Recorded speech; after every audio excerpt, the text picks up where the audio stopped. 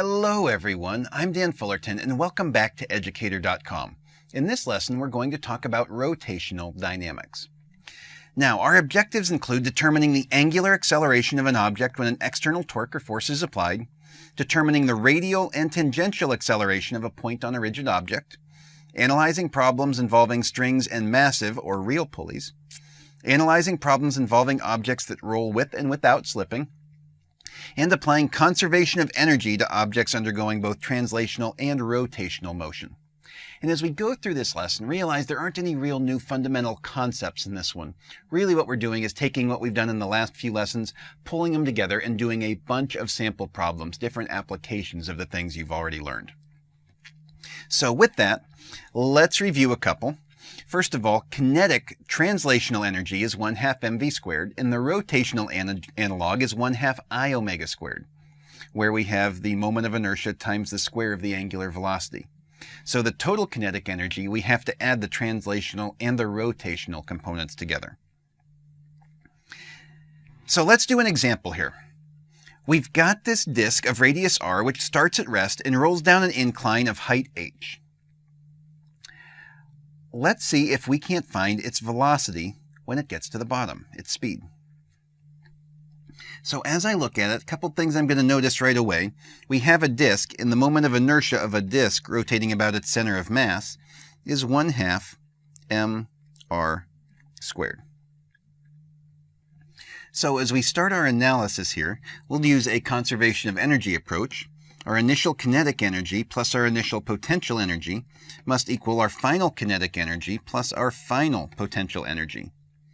But if it starts at rest, our initial kinetic energy must equal 0. And if we call this our 0 point at the bottom of the ramp, we could say that our final gravitational potential energy is also 0. So our initial potential energy must equal our final kinetic energy. Now our initial gravitational potential energy is mgh, and our final kinetic energy is going to have both translational and rotational components. So we're going to have 1/2 mass times the velocity of the center of mass squared, the translational component, added to 1/2 the rotational inertia times the angular velocity squared, the rotational component of kinetic energy.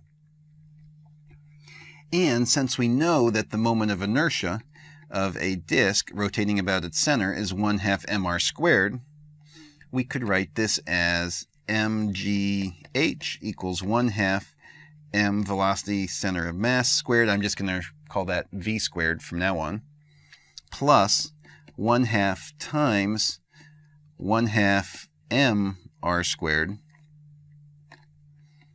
omega squared.